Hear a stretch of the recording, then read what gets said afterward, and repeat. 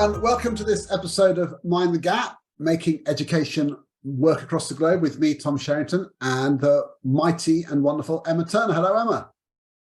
Hello, Tom. Are you well? Yeah, I'm really good. I feel it's summer, the summer's arrived, and there's lots happening. And we have got the kind of indulgent pleasure of doing this show, just the two of us together today, which is great. I haven't done this since December. Wow. Is it that long? Yeah, it's that long. And we heard just before we came and recorded this that we have had 137,000 listens to our show of all time. And amazing. Amazing. So for us, when we started out, we had no idea how that would go. And I think it's to do with the guests. I mean, we've had some amazing guests, haven't we, since Christmas? We started off with Richard Selfridge and James Pembroke talking about data, which is a real hit. They were hilarious. I mean, how can you make data as fun as they do? Do you know what? I've been working with so many schools and so many trusts, and I keep referring to that particular podcast that we recorded. I keep saying, you need to buy their book. You need to, and if you want a little in to what they're saying, tell them about the podcast, not to promote us, but they were just so brilliant, absolutely fantastic. So it's actually one of our episodes that I genuinely signpost people to, because Richard and James were so fabulous. Like you said, they made data sound enticing and seductive. And what I love about them is that they are very pragmatic. They basically are saying data has to work, it has to be meaningful, and it has to be human. You have to capture children in the round, and you can't overload certain aspects of that with significance which doesn't exist. So I thought that was brilliant, and the spirit of it was amazing. And then we went to this trio of Ephrat first, then Dylan William and Sarah Cottingham, which was like the sort of triumvirate of the kind of cognitive science, edgy research geek out. So that was amazing, wasn't it?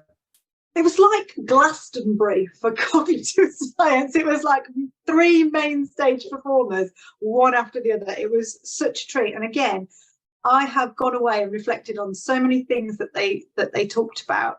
The Ephrat first section, when she was talking about reconsolidation, I've gone back and listened to that again and again and again. It was just such a beautiful, crisp explanation of a part of the learning process that we don't necessarily talk about an awful lot, but I just thought she was absolutely wonderful, that session. And it's one of those that I keep going back to, and every time I listen to it I hear something else that I missed the first time around. So Ephrat was just an absolute treat.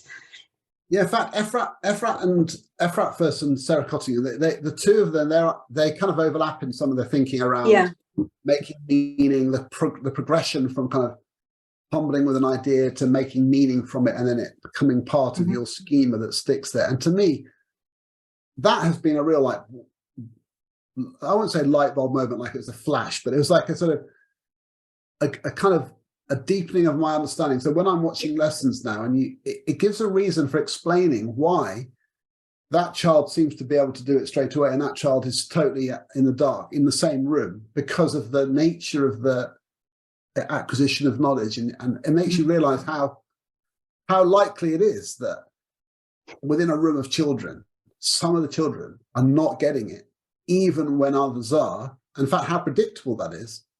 Yeah. And I think that Sarah is such a great storyteller of science as well. She makes it so clear to follow what is essentially quite a difficult concept and quite meaty, kind of deep, technical thinking, and she makes it so clear. She's got a real gift, I think, for making the difficult and the invisible real and tangible and accessible for everybody. So it was a real treat to listen to Sarah. And like I said, when I go into lessons now, it's almost like I've got Ephrat and Sarah sitting there on my shoulder. They talked about that. So that was a real treat. Yeah, and Dylan was like, it's a tour de force. He basically, it's like the greatest hits of the things he says. It's like if you just want to know the sorts of things Dylan talks about, it's all in that one episode. Boom, boom, boom. Like it's really packed. It's great. And that was a thing. And then we had a couple of episodes of two people who give a sort of different perspective to education. We're both very different. Aisha Thomas was talking about her whole experience about recruiting Black teachers in Bristol, and then leading that to a wider discussion about diversity and inclusion. And then Sufjan's take was all about deprivation as a kind of an issue which requires the same thinking in terms of inclusion and how. I mean, that was a pretty powerful episode. It was very moving listening to him talk about his own background, his upbringing, and walking children through the lift, lift with urine smell, and coming to school with that, and then you've come to school with your kind of fresh coffee and your in your nice warm car, and that you meet, and you've come from such different worlds, and there you are trying to sort of teach physics or something like it. I think it was a lovely, amazing, wasn't it? It was a real reminder that we'd had Dylan and Sarah and Ephrat talking about kind of the hidden world inside children's heads of how the learning happens. And then you've got Aisha and Sufjan talking about the worlds that the children live in, the outside worlds that the children live in.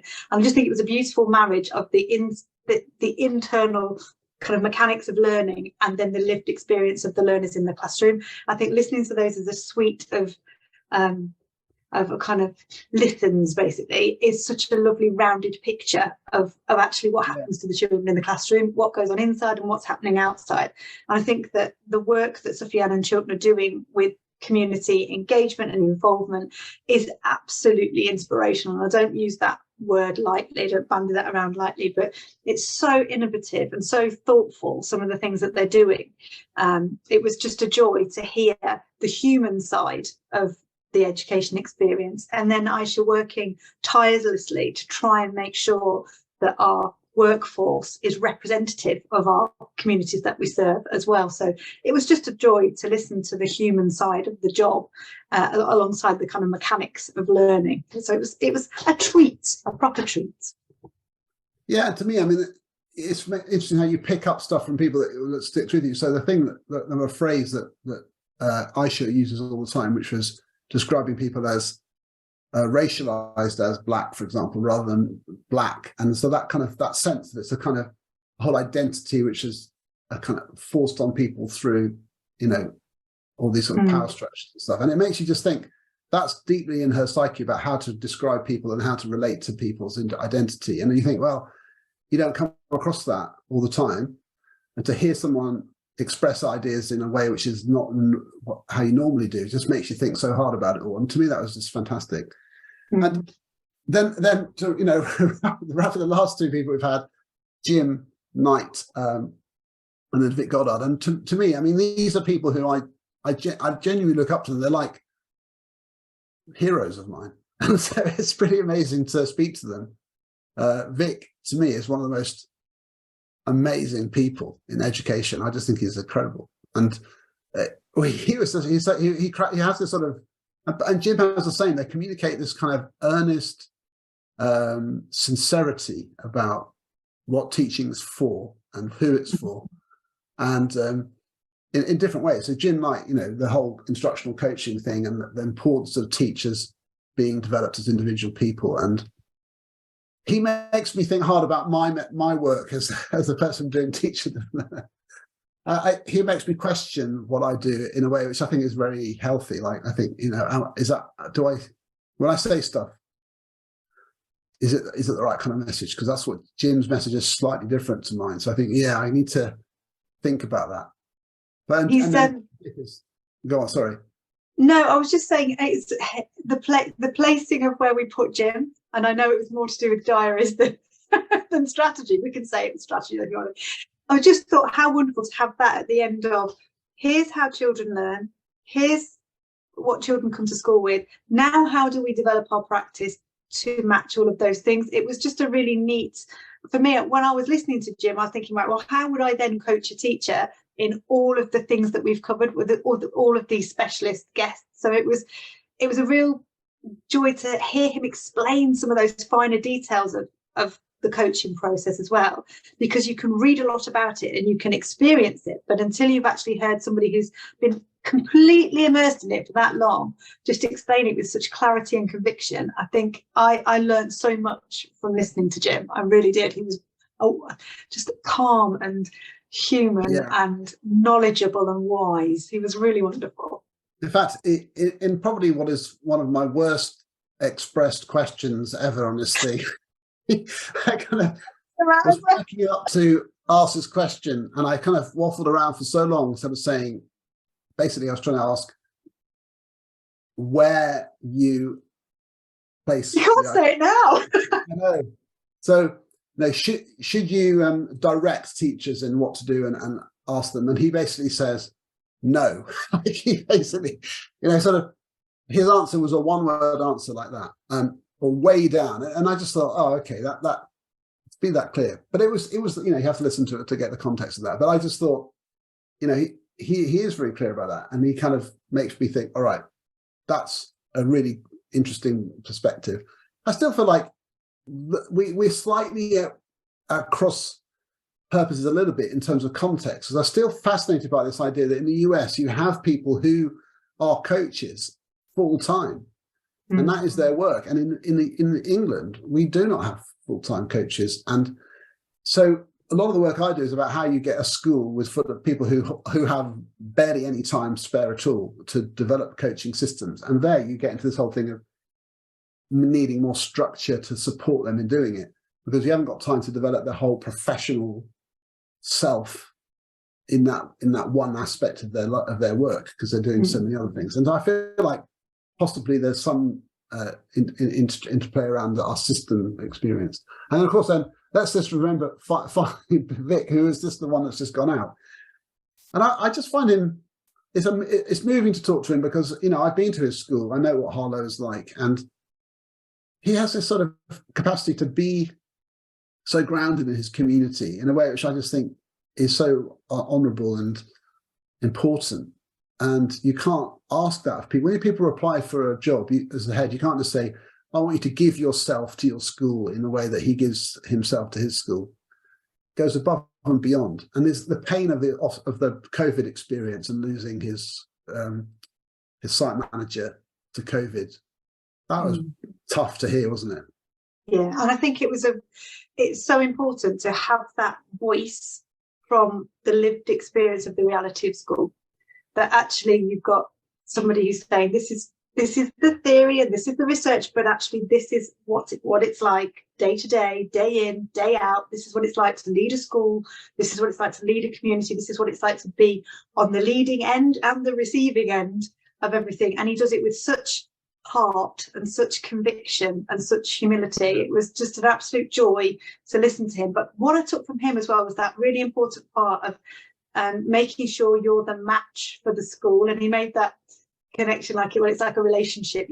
There are many potentials, but you have to find one that you can work with, that you can basically have this professional relationship with the school.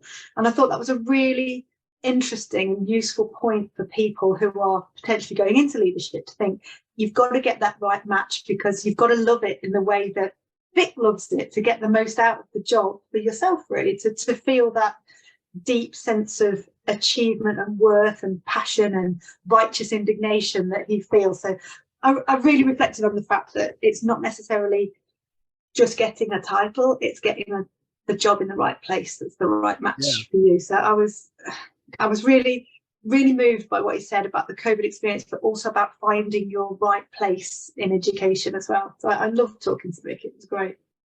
Yeah, and so that was so really, I mean, as a sort of showcase of what people do in our profession, it's been really interesting, and we've got more people to come. So let's just talk then about some other things that have been going on. I mean, there's been lots happening in the 6 months. We can sort of span the time. What have you been doing? What have you been up to? Lots and lots of bits and bobs.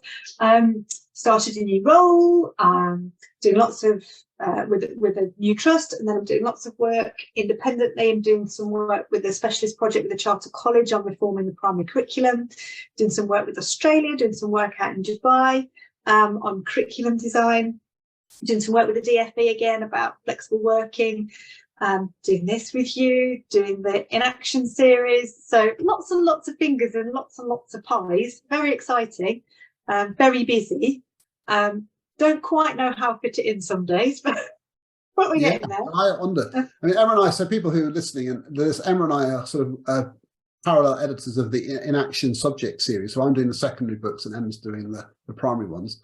And I just had a conversation earlier today with Pete Jones, who's writing the Art in Action for secondary. And it's great. I love it. Every time you talk to one of these people, or sometimes they're teams, we've got like 4 people writing the history and secondary history in action. And these are all teachers who are so like passionate about their subject, and they know about it so deeply, and they're just trying to sort of showcase, signpost key ideas for people that, you know, in the inaction style, which is supposed to be quite punchy. So that's going to take another year, 12, 18 months to roll out, so they're all published, and we've still got a few to fill the gap. But how's your? I'm pretty pleased with how my lots go. How are your team doing? I'm hugely excited about it. What makes me smile every time is these people are sending these amazing specialised people in their field. I send it going, is it okay? And I'm thinking, it's amazing. It's brilliant. This is fantastic. This is absolute gold. And these wonderfully humble, amazing professionals are going, is it okay? And I'm like, yes, absolutely fantastic. So I'm really excited about having specialist books written for specialist subjects by people who are totally in love with their subject and know it inside out and back to front. And I've got so much to share with everybody. So really, really excited about that. But I've not been around the world like you have. You've been on your travels everywhere, haven't you? I've done a bit of traveling. So I'll say, I mean, I had 2 particularly exciting travels for education reasons. One of them was to Brazil, which was visiting my old school, because when I was a child, I grew up as a sort of expat child, and one of the places we were posted to as a family was Rio. We can't complain. So, about you. Wow. I lived in Rio from 1972 to 1974 with my family, and the British School of Rio invited me back. They do a kind of big CPD event every year or every 2 years. Through COVID, it's staggered a bit, but quite a few people went there, and I was invited back, and it was great. So I got to do this keynote talk to all the staff of the British School in Rio, and I was able to show them my report from when I was at the school exactly 50 years ago. So literally 1973, I read out bits of my report. And I went back to my old classroom. I literally walked in and I saw it. I thought, oh my God, I sat here. And that means that room was around the corner. I went around the corner and there it was. I was thinking, oh my God, and that's where we played football, and really amazing. So, well, that was a very special trip. Plus Brazil is just incredible. Well, I should be waiting now for my invite back to Groovy in Leicestershire. Yeah. Not quite glamorous. Sorry, Groovy.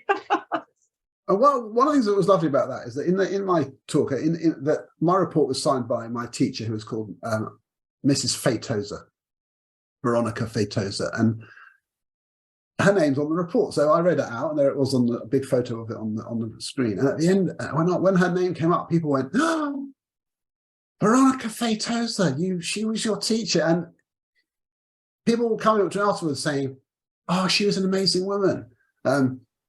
She was great. She taught my mum, or she taught my sister, or she taught me." Some of the older teachers were telling me. So it's like this woman created this sort of aura, which I thought was really great. You know, I didn't realize that about her because she was just my teacher, but she was a kind of character. So that's wonderful. And I especially like the fact I misheard you at the beginning and just heard Feitosa, who is one of the singers out of Steps. Your references are not the same as mine. Teaching in Rio. No, Veronica Feitosa, your previous teacher, not Feitosa. And I'll tell you, and the other really lucky thing I've had to do is to go to a school in Bangkok called Patana, which is a really great school. In fact, we talked about it when we met Jim, because Jim Knight has done some work there as well. And he's done some work on instructional coaching. The school is, in the primary school, is using the walkthrough stuff. And it's an amazing school because it's an 8-form entry primary school. It's absolutely massive. So, and when you go to the year 5 area, there are 8 year 5 classes all there in this big space, and you know all off a shared space. So when you go to see any year group, you're seeing a lot of practice, and you get the sense of it's just so fascinating seeing how teachers with the same age group children in the same environment are so different. Like, they're variable, and yet there's this consistency through common techniques and common routines and a culture. And within that, with all that consistency and commonality, each teacher is their own person. And I found that so interesting. Like, there's a real proof of that structures, to me, allow teachers to thrive and be themselves. And I saw that so nicely there. And they've done this really lovely work on coaching, a really great culture where people will share video, a lot of video, and talking about their practice. So I thought it was an exceptional visit. And Mark Verdi, who's the person coordinating that project with me and with Jim. He probably listened to this because he gets told when I mentioned him. He's a great enthusiast. Like, he comes on the Zoom calls, and he's just like one of the a classic person of this sort of role. He's so enthusiastic about the work. It just makes you want to do it. It's brilliant. And to me, it's very motivating to work with people who are so into it. You know, they want the kids to learn more. They want the school to be better, even though it's already excellent. And that's a real. I love that. You can't replace that. It's a great sort of attitude. So that's been I've had a good time doing that. Oh, fantastic. But let's talk about some other things. And I feel like, because this is a kind of, thing where we're trying to, in a way, survey the land. And there have been some, I mean, it has felt like a tough 6 months in our profession in England, in the UK, because of some specific things. And I think, we want to reference this. The whole Ofsted situation has been very difficult. And, I get asked quite a lot about that, having personally had a bad Ofsted experience a few years ago, and losing my job from that. And that's kind of led me to be a consultant and so on. But having experienced that sense of kind of humiliation and failure in a public way, it is actually really painful to hear the story of Ruth Perry, who took her life after that, and her sister then telling the story. Of course, there's lots of complications around suicide, which people know about. We don't even have to sort of go into that. But the fact that association is made so strongly by her family makes you think, it just can't be right, can it? That someone who gives their life to their school and works so hard ends up feeling to the point where they're sort of pushed over the edge. And it's just wrong. It's totally wrong. And I feel like there's a sort of groundswell of reaction to that, which has taken a suicide to kind of prompt it. But it shouldn't be like that, should it? I think it's absolutely horrendous what's happened. And it was interesting that Sufyan, who we interviewed, he did the opening keynote for a research ed at Sam Strickland's school at Northampton, and he began his keynote because it was literally a couple of days after the news broke, and he did a minute's silence at the beginning of his keynote for Ruth at research ed. And I think the thing that resonated most with me was the fact of the lack of shock amongst the profession that had happened, that the amount of stress people felt. They weren't shocked to hear that somebody had felt like that. I think that was what really hit me, was the fact that, do you know what, this isn't people saying this is a one-off, or this level of stress can't be caused by an inspection process. I think the fact that so many people recognised that, not necessarily that they were in the same position as Ruth, but they had felt such immense pressure that they weren't surprised that somebody had potentially made that connection between the process and then what happened to Ruth, even though there were circumstances around it. And I do think that if there's such a high stress, high pressure system where the people who are trying to lead well are made to feel that level of pressure, then the system does need looking at really, really carefully, so that it is supportive and it encourages leaders to get better and to improve, and not to make leaders feel that they are, like the word you used, humiliated, or that completely destroyed by a process. I think any process that we have, whatever that looks like, should always be one that encourages and supports people to get better and to improve with whatever structure. But I think the fact that nobody thought it was impossible that connection could be there was the most shocking thing that resonated with me, to be honest. Yeah, and it's, I mean, I've got an inbox. It sort of slightly petered out in the last, year or so, but before that, year after year, I was getting emails from people, sometimes it was from their partners, saying, "Have you got any advice? Because this happened to my husband or my wife," or and this feeling of like being hung out to dry by a system that you've given your life to is so bizarre that you do that to people. Like, you've got a system where we've got a recruitment issue as it is. We've got schools which are, in some schools, are so much harder to run than others. I mean, that's something I just feel very strongly about, that some schools are super challenging, and people there on the front line day after day working really hard, and the problems are really entrenched. And yet, when it doesn't go well, you basically can be just like, thrown under the bus by the system as an individual with a big label on your back, rather than the system saying, "Okay, yeah, this is a tough scenario. Let's see what support can come in," and it feels like a kind of collective response, a community response. And it isn't. It's like you need fall guys or people to take the hit, and that's our culture. It's absolutely savage. And I think until we get rid of the inadequate grade, I mean, as a technical thing, I just don't think it will change. I feel like unless that goes, and it just becomes a different process, and the way things are reported to parents changes. And I don't know what the answers are. What do you think about that? I don't know, because the flip side of it is that I've led in schools that are outstanding. I've led in schools that are in special measures, that we're almost closing because they'd had repeat inspections, failing inspections. I've worked in good schools and led in good schools. And I've had inspections that, like you say, were just, I felt like I've been flung through a mincer. But then I also had other inspections where they were actually really positive experiences. We got to showcase the school.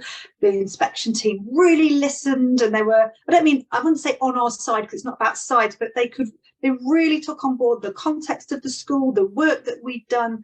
And what's worrying to me in that scenario is that it was individual and team dependent, because on the one hand we'd potentially have a team that came in and it was brutal, and then in the same school you could have another team come in and they were really lovely and really supportive. So I think it's potentially difficult to say that every inspection and every inspector is absolutely brutal and terrible, but because there are positive inspections as well, and there are positive experiences. And I think about one in headship that I had, one particular inspection, which was, I wouldn't say I enjoyed it, but it was actually a really positive couple of days where we felt like we showcased the school, and we kind of been a bit of an X factor, been on a journey, and kind of like we got there, and it was really nice to have the work validated. So it's really tough because but I think it's important to say that, I mean, I think the people doing it are not the problem. I think it's the system. And I think the people at the leadership level, I actually think if you're responsible for running an organization which sort of has institutional shaming at its core sort of process, is you need to take some responsibility for that. But I think the people who go out there into schools to do it, they're just in the system, aren't they? They're part of the system. How much influence do they have to change it? They probably do their best. Yeah. But so that's the thing. I think that fundamentally, my view is 3 or 4 people, or 5 or whatever it is, going into a school they don't know for 2 days. That's like, it's an absolute farce. It's a joke that you can make an intelligent, reliable assessment of that school in 2 days. I just think it's a ridiculous expectation. And I've got emails, multiple, literally, I can't even share them, from inspectors who just say, "Tom, the thing they're asking us to do can't be done." And we all just fudge it the whole time. It can't be done. It's meaningless. We make these things up, then we look for evidence to back up our hunches, and then we write the report, and it's just so flimsy as an evidence, as a process. It should just be changed into something totally different. Well, so I think that lovely. I think that education has changed so much so rapidly in the last few years as well. The landscape has changed. both because of COVID and because of changes in teacher training and professional learning. And I think that as a profession, our body of knowledge is very different from a few years ago as well. And I think that whatever the inspection process is needs to keep pace with and reflect the landscape that's out there. And so I think that now is the right time, definitely, to both through the lens of the kind of high stakes bit, but also about the changing landscape of education in the country as well. What's happened over the last few years with children's experience of home learning and teacher training. Now is the time to look and think, how can we make this really supportive, really developmental, really accurate, and really helpful? Because ultimately that's what you want. You want it to be helpful for parents and the community to understand what's happening in the schools, but also you want it to be helpful for the schools themselves as they carry on with their work. So I think now is the time, because of a million different reasons, to look really carefully at what we do and how we do it, and making it accurate and making it workable and making it supportive for everybody that has a stake in it. There are voices. I'm looking forward to let's talk to Caroline Derbyshire about this, because I know she's got views, and we're interviewing her soon. And because I feel like people think inspection is like a given. It just isn't. You don't have to hold schools to account by visiting them by strangers every couple of years on a couple of days. I'll say it again because it's our show. I can say it. I think inspection is a total farce. If it goes well, nice, and some people, they get good outcomes and they feel they deserve it, and because they work really hard for it, and I get that. But really, as a valid process, it's it's silly, isn't it, that we even allow it? It's a house of cards of validity, but to me, it's like the Emperor's New Clothes. Like, we keep on pretending that the inspection process has a rigor, but it doesn't, and it's we should just get rid of it. And I think now is the time, Mr. Sherrington. Now is the time to re-look at it with fresh eyes. I'll get off my high horse now, but it's been interesting. Anyway, I want to change that, because we could talk about other issues, but I want to talk about something way more positive now, because out in the world of education are two absolutely drop dead stunning books about curriculum in primary, written by none other than Emma Turner. And here they are. Hey, there we go. You are really an amazing person, because all the things that you described, that you said that you've been doing, you didn't really even mention that you've published like another book, and kind of. Oh yeah, I forgot about the other book. Yeah.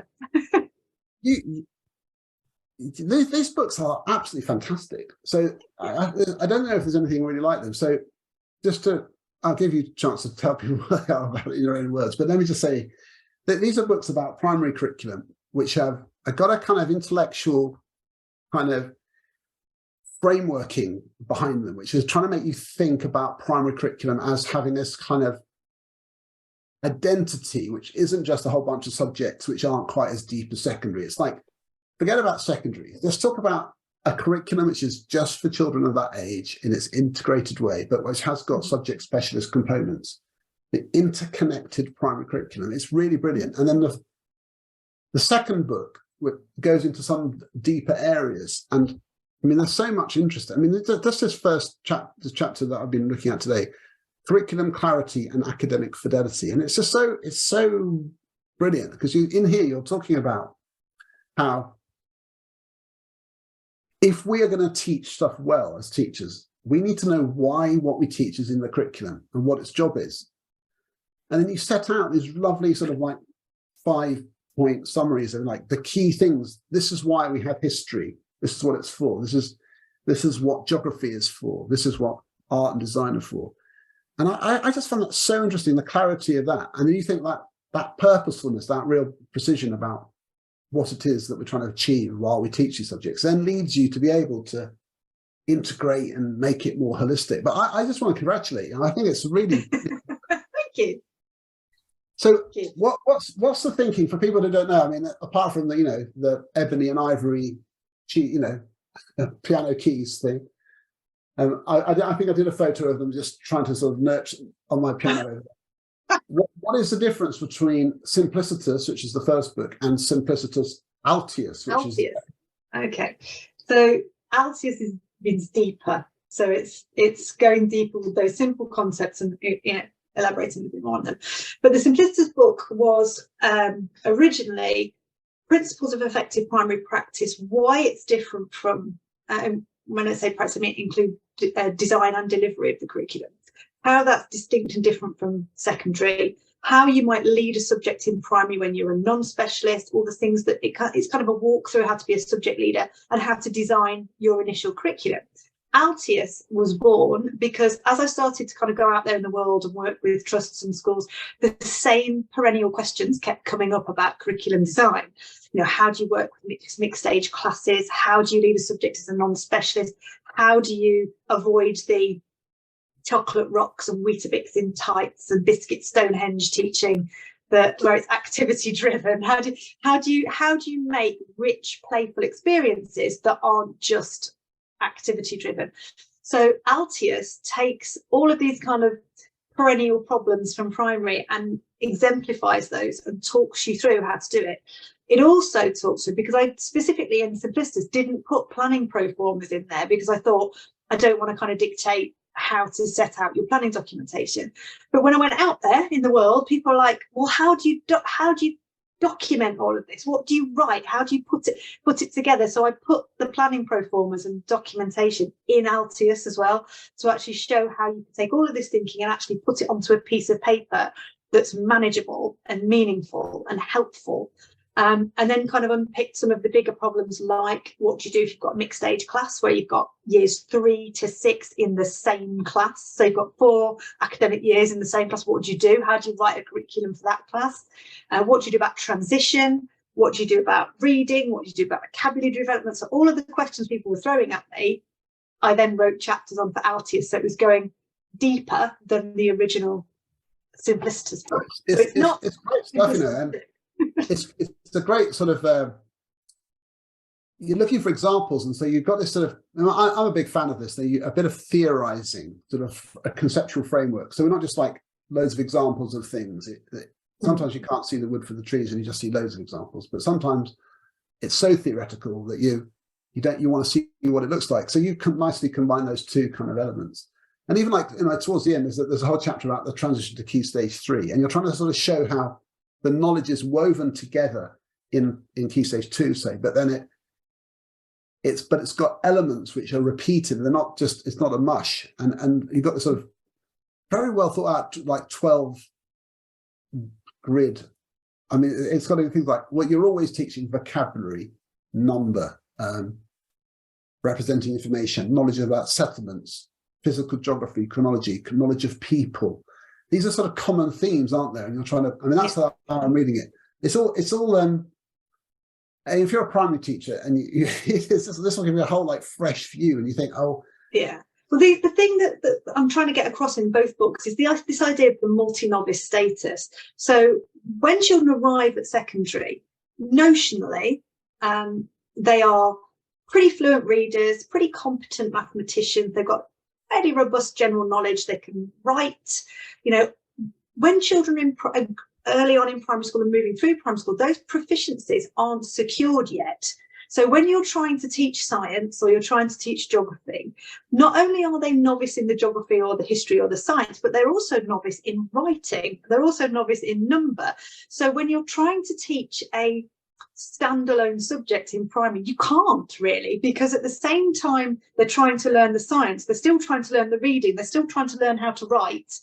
And so what you have to do is have this recognition of how the curriculum leans on each other, each of the individual subject disciplines, how they weave together. And you have to have this kind of, not just this vertical progression model, but you have to know how all of the other subjects feed into each other all the way through primary. So that grid there about the prerequisites is about, okay, so if you're going to teach about Roman Britain, well, actually, what else do they know need to know from across the curriculum before they even start to do Roman? So what do they need to know about number? How much do you expect them to be able to write? What do you expect them to know about geography, about where Rome even is? And it's recognition, like if you're teaching history, to a 6-year-old, their concept of time is virtually non-existent. So when you're talking about, you know, the Great Fire of London, and it was how many 100 years ago, some children could barely remember the difference between yesterday and last week. So you have to look at this multi-novice status and actually think, okay, let's look at this through a child development lens, as well as the multi-novice status lens, as well as the subject lens, because what we can't do is treat younger children like miniature versions of secondary children, because they're not proficient like secondary students are. Multi-novice status is a good phrase. Captures quite a lot in that, doesn't it? Yeah, it's that example of chronology. I mean, I remember it's one of my older blog posts about children's sense of time. You sort of have, you know, last week, you know, when I was a baby, before I was born, and then there's like the olden days, and then there's prehistoric. So developing an understanding of how the Victorians is different from the Tudors in time, which is different from. Well, I'll give you an example. The other day, I was in a lesson, year 5 lesson, and the children were writing stories which were set in the 1970s. And I was like, oh, well, that's when I was born. Right, how are you going to start this story? And this kid, no word of a lie, went, long, long ago.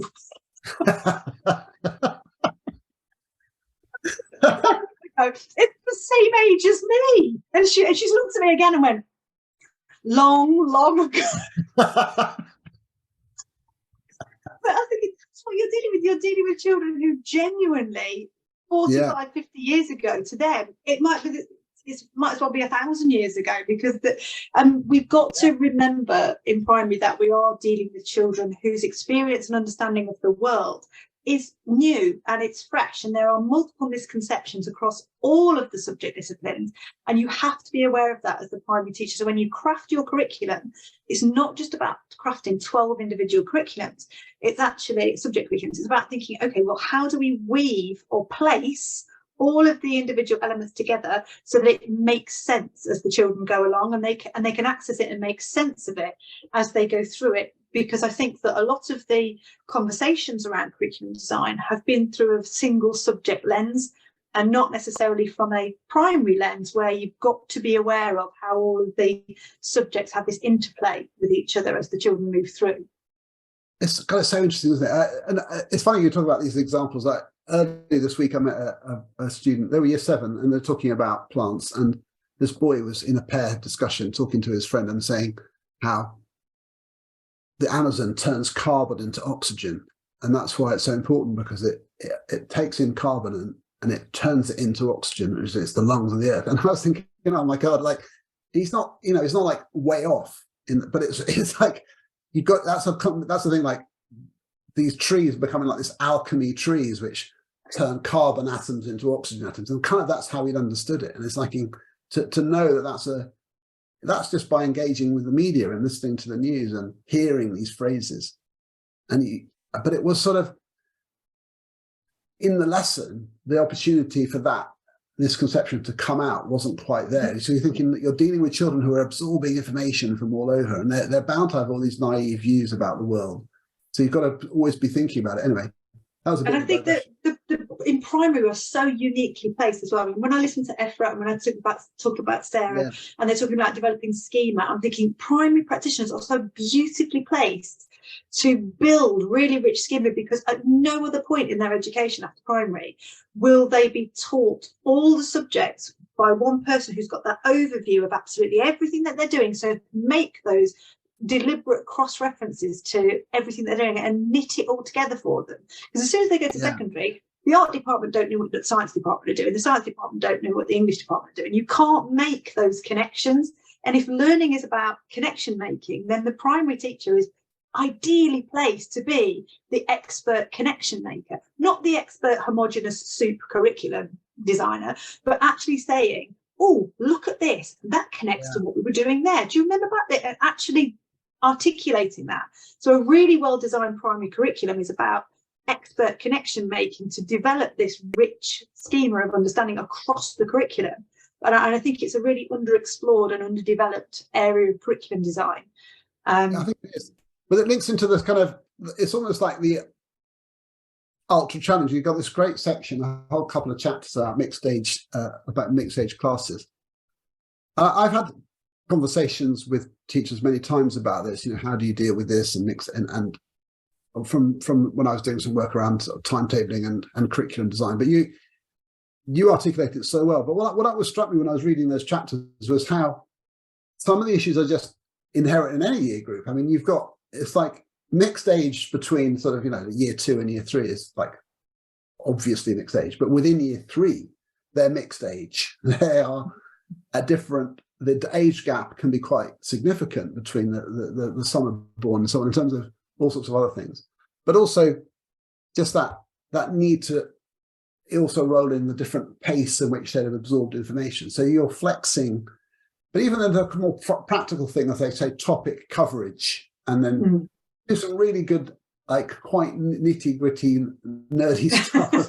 I ran that chapter by Sam Strickland. He proofread it for me, and he went, "That's really hard." He said, "It's really hard to teach mixed age classes." I'm like, yes, it is. It can be really hard, but it's interesting because I taught it for 25 years.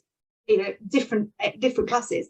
I've only ever taught a straight year group for 3 years. I've always taught mixed age classes just because nature of Leicestershire schools. But actually, weirdly, in 2 of those straight year classes, I had a bigger attainment spread than I had in any mixed age class than I had. So it's interesting that you say it's not necessarily just for mixed age classes, but it's actually worth looking at that section for any year group to actually think about, well, what do I do if I've got a massive spread of attainment in my class? Children working way above their age-related expectations, and children, who've got a long way to kind of go, or working well below age-related. So that was my little specialist wheelhouse. No, it's good. Stage section. And there's some stuff in there around, like, there's a slight difference between, say, the topic selection. Let's say you're doing the Vikings with a particular mixed age class, and then they move up a year the next year, and what topics they encounter that year with, do they all now, how do we stagger the topics? And that's a slightly different issue from saying the attainment spread of, say, how well you write, which is a big bell curve. You've always got a range around that within any group of people. So it's anyway, people need to go and read it. It's hard to communicate it to you. I just think it's so interesting, and it's really well written, and just so I can't recommend it highly enough. So I hope it does really well. So I'm going to put it up on the screen again. Simplicitus Altius. And also, I do get a kick out of the fact that every chapter starts with a Latin quote. This is from Cicero. Nothing is more noble, nothing more venerable than fidelity. Faithfulness and truth are the most sacred excellences and endowments of the human mind. And as you know, I just can turn around and look behind me here. This is my link to Cicero. This is my grandfather's translation of Cicero's Verrine, which is still a book that is used in schools today teaching Latin. And he published that in 1955. What a neat segue that was. What a neat segue. Every time I see Cicero, I think of my grandpa.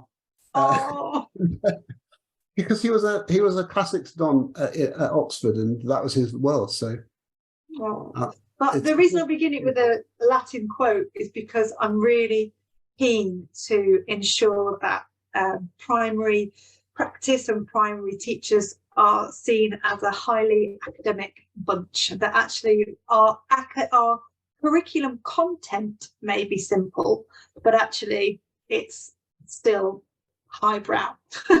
which is why I put the Latin in there to kind of academia it up a bit. without doubt. Anyway, look, thanks, Emma. Well done. Congratulations. Thank you. It's been brilliant. And I think that probably brings us to the end of this episode. I hope you've enjoyed it. Emma and I, we could talk for all day. We have our passions, we have our things that we're interested in, and we've been really privileged to have so many great guests, and we're really both privileged to work across the system in so many interesting ways and engage with teachers and leaders. So thank you for listening. We've got some great guests coming up before the summer, and keep listening. And thank you so much for your support for Mind the Gap.